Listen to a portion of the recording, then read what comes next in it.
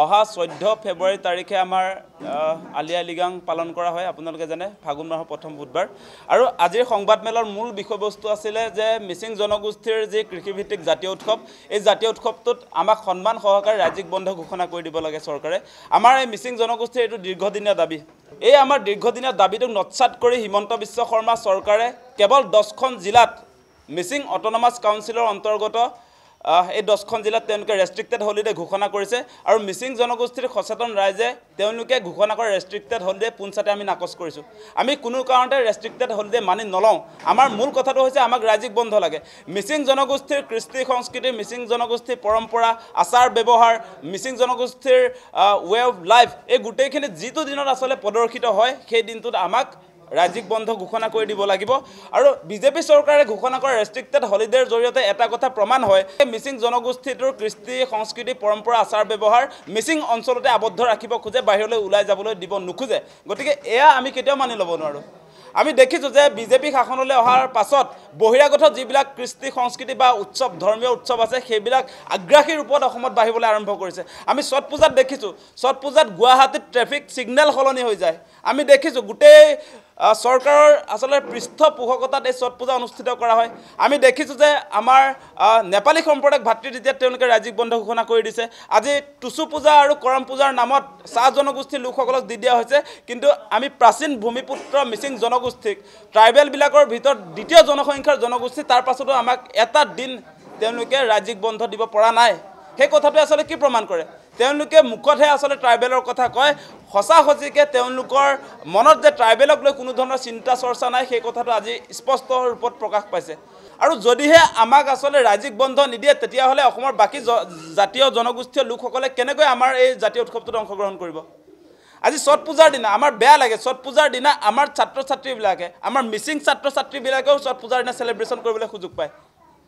আৰু এটা কথা চৰকাৰে কৈ থাকে যে মিচিঙৰ জনসংখ্যা তাকৰ আৰু সকলো জিলাত মিচিঙৰ জনসংখ্যা নাই কাৰণে আমি দিব পৰা নাই আমি এই সময়ছোৱাত আসলে এটা প্ৰশ্ন উত্থাপন কৰিব খোজো বিহাৰী সম্প্ৰদায়ৰ মানুহটো আমাৰ মাজুলীৰ গাঁওবিলাকত নাই জেংৰাই মুখত নাই কি যুক্তিতে নহয় জেংৰাই মুখত ছট পূজাত বন্ধ হৈ আছে আজি কি যুক্তিত সদিয়াত বিহাৰীৰ এই ছট পূজাৰ দিনা সদিয়াৰ গাঁওবিলাকত অমৰপুৰত কি কাৰণে আজি ছট পূজাৰ দিনা বন্ধ ঘোষণা কৰা হৈছে তেওঁলোকৰ বিহাৰী অঞ্চলৰ কাৰণে কিয় ৰেষ্ট্ৰিক্টেড হলিডে দিয়া হোৱা নাই কেৱল মিচিং হোৱাৰ কাৰণে ৰেষ্ট্ৰিক্টেড হলিডে বাকী বিহাৰী হিন্দী ভাষী এই বহিৰাগতবিলাকৰ কাৰণে আপোনালোকৰ ৰাজ্যিক বন্ধ আমি নামানো সেই কথা স্পষ্ট কৰি দিছোঁ আমাক অতি শীঘ্ৰে আলি আই লৃগাঙৰ দিনটোত ৰাজ্যিক বন্ধ লাগিব সেইটো ষ্ট্ৰেট কাট কথা সেইটো স্পষ্ট কৰিছোঁ একাংশই মানি লৈছে মানে সেই একাংশটো কোন সেইটো আমি জানি ল'ব লাগিব সেই একাংশ হৈছে বিজেপি এন কোম্পানীৰ সদস্য বিজেপি মিত্ৰজোঁটৰ লগত থকা এই দল সংগঠনবিলাকে চৰকাৰৰ সিদ্ধান্তক আদৰণি জনাইছোঁ বুলি কৈছে কিন্তু মিচিং জনগোষ্ঠীৰ কোনো লোকে এজন ব্যক্তিও আচলতে এই ৰেষ্ট্ৰিক্টেড হলিডে তেওঁলোকে বিচৰা নাই কোনেও বিচৰা নাই মিত্ৰজোঁটত থকা অংশীদাৰিত্ব দল সংগঠনবিলাকে বিচাৰিছে তেওঁলোকে সমৰ্থন জনাইছে মিচিং জনগোষ্ঠীয়ে সামগ্ৰিকভাৱে ৰাজ্যিক বন্ধই দাবী জনাই আহিছে পূৰ্বৰে পৰা 1955 চনৰ পৰা এই দাবী এই আজিৰ দাবী নহয় আলি আই লৃগাঙত যে ৰাজ্যিক বন্ধ সেইটো এদিনীয়া দুদিনীয়া দাবী নহয় গতিকে যিসকলে এই ৰেষ্ট্ৰিক্টেড হলিডে সমৰ্থন কৰিছে সেইবিলাক বিজেপি এন কোম্পানীৰ সদস্য আমি আসলতে আলি আই লৃগাঙৰ ৰাজ্যিক বন্ধৰ দাবীত আমি প্ৰতিবাদী কাৰ্যসূচী ৰূপায়ণ কৰিবলৈ আমি কৰিছিলোঁ বিভিন্ন জিলাত আমি কৰিছোঁ মাজুলীত কৰিছোঁ আমি জোনাইত কৰিছোঁ চিলাপথাৰত কৰিছোঁ গুৱাহাটীতো আমাৰ দুবাৰকৈ প্ৰতিবাদী কাৰ্যসূচী হৈছে কিন্তু এটা কথা ঠিক যে এই আমাৰ প্ৰতিবাদক দমন কৰিবৰ কাৰণে ৰণোজ পেগু আৰু ভুৱন পেগুৰ গুণ্ডা বাহিনীয়ে সাংঘাতিক ধৰণে গাঁওবিলাকত প্ৰেছাৰাইজ কৰিছে মানুহক তেওঁলোকে ভুৱা কথা প্ৰচাৰ কৰি গাঁৱে গাঁৱে নাগৰিক সভা পাতিছে যে বিজেপিৰ লগত থাকিলেহে বোলে 6 শিডিউল পাব 6 শিডিউলটোহে আমাৰ মূল এজেণ্ডা গতিকে আলি আই লৃগাঙক যদি হুলস্থুল কৰোঁ আলি আই লৃগাঙৰ ৰাজ্যিক বন্ধটোক লৈ যদি হুলস্থুল লগাওঁ আমি মিচিং জনগোষ্ঠীয়ে তেতিয়াহ'লে আমাৰ 6 শিডিউল যিটো মিচিং জাতিৰ সামগ্ৰিক কল্যাণৰ কাৰণে আমি বিচাৰিছোঁ তাত মানে জট পৰিব বুলি কোৱা হৈছে গতিকে এনেকুৱা ধৰণৰ অপপ্ৰচাৰ কৰি সেই অপপ্ৰচাৰটোত কেৱল মিচিং জনগোষ্ঠীৰ দল সংগঠনেই নহয় এতিয়া বিজেপিত যে মন্ত্ৰী হৈ আছে ৰণোজ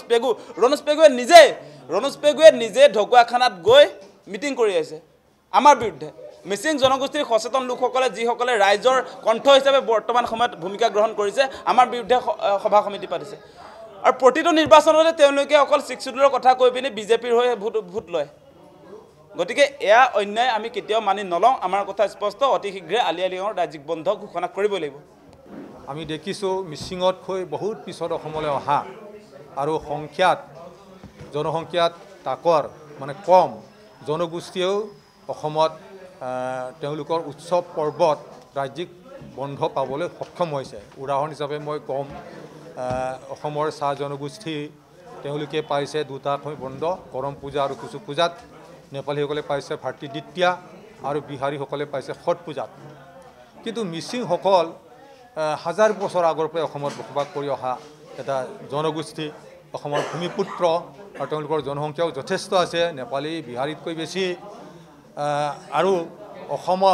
অসমীয়া জাতিৰ গঠনত মিচিংসকলৰ ভূমিকা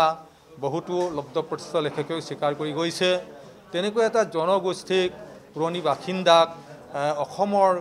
চৰকাৰবোৰে, মই সকলোবোৰ চৰকাৰৰ কথাই ক'ম, মানে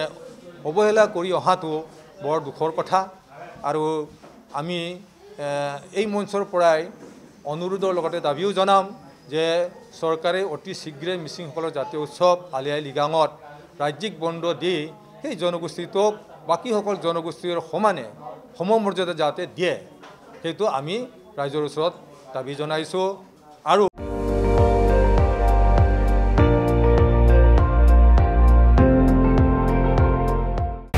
আপুনি চাই আছে ND24, সৰ্বশ্ৰেষ্ঠ নহয় সৰ্বোত্তমৰ দৌৰত।